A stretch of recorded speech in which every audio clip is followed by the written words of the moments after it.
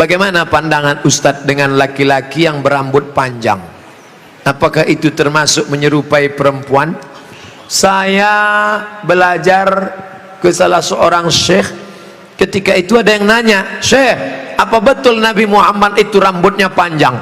Maka syekh menjawab, Nabi Muhammad itu tinggalnya di gurun pasir.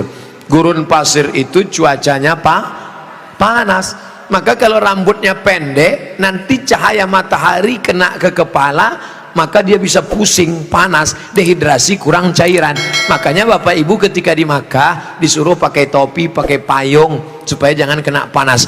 Nabi kepalanya ditutup dengan 3. Yang pertama, rambutnya. Rambut Nabi itu dari depan panjang sampai ke belakang.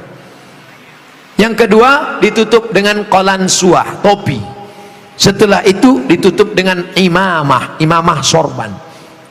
Kalau di atas kepala dililitkan namanya imamah. Kalau diletakkan di tengkuk namanya burdah. Kalau diletakkan di kepala seperti kerudung namanya ghutrah, bukan serben.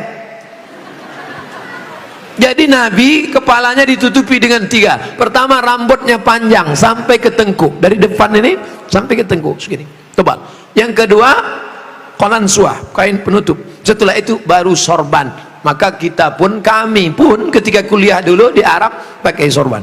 Pakai untuk apa? Supaya jangan kena panas terik. Musim dingin di bawah derajat 0, 5 derajat, 10 derajat, di bawah 0 dingin. Maka kepala juga ditutup pakai sorban. Sekarang kenapa Ustaz nggak pakai sorban? Saya sekarang kepanasan. Tapi saya tidak menyalahkan para habaib pakai sorban. Mereka mengikuti sunnah Nabi Muhammad sallallahu alaihi wasallam. Nah, jadi kalau ada laki-laki berambut panjang, tapi rasanya di tempat kita rambut panjang bukan untuk menutup kepala biar supaya jangan panas. Justru tempat kita makin rambut panjang makin kepanasan, ketombe. Jadi kira-kira rambut panjangnya kenapa? Kenapa rambut panjang? Ini. Tapi tidak semua yang berambut panjang itu karena mengikuti perempuan. Jadi tidak bisa kita hukum serta-merta kalau rambut panjang LGBT. Enggak. Maka yang LGBT itu kalau menyerupai perempuan, la'anallahul mutasyabbihin minar rijal bin nisa. Allah melaknat laki-laki yang menyerupai perempuan dan perempuan yang menyerupai laki-laki. Mudah-mudahan anak kita terjaga dari LGBT. Tapi sebetulnya LGBT itu nama yang terlalu keren. Orang malah bangga sekarang disebut itu LGBT, itu bangga. Saya tidak setuju dengan LGBT, tapi saya malu mau nyebutnya di depan para kiai. Boleh saya sebut?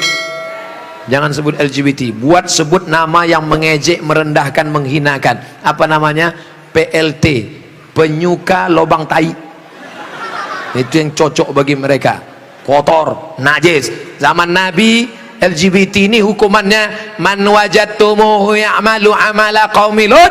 Kalau kamu menangkap ada orang yang melakukan perbuatan Nabi Lut, faqtulul fa'il wal maf'ul, pancung kepalanya, hukum mati.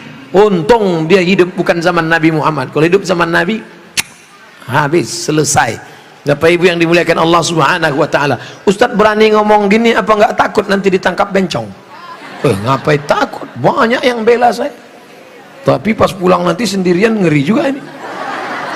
Insyaallah, wa ta'awanu 'alal birri wat taqwa, saling tolong menolong dalam kebaikan dan ketakwaan, wala ta'awanu 'alal itsmi wal udwan. Ingatlah saudaraku, ada satu kampung namanya kaum Sadum. Pernah dengar kata Sadum? Dari kata Sadum inilah muncul istilah sodomi. Sodomi artinya perbuatan orang Sadum, umat Nabi Lut. Bagaimana hukuman Allah? Ja'alna 'aliyaha safilaha.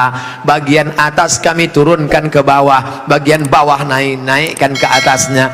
Lalu kemudian amtarna alaihim, kami hujani mereka dengan apa? Hijaratan, batu-batu, min sijilin mandud, dari batu tanah liat yang dibakar di api neraka. Itulah sekarang di Yordania, tempatnya bernama Al-Bahrul Mayyit, bahru laut, mayit mati, Dead Sea, dead mati, sea laut, Dead Sea laut mati. Ngapa disebut laut mati? Karena airnya terlampau asin sampai ikan pun tidak bisa hidup di dalam. Orang kalau pergi ke laut mati ngapung di atas karena kadar garam yang tinggi.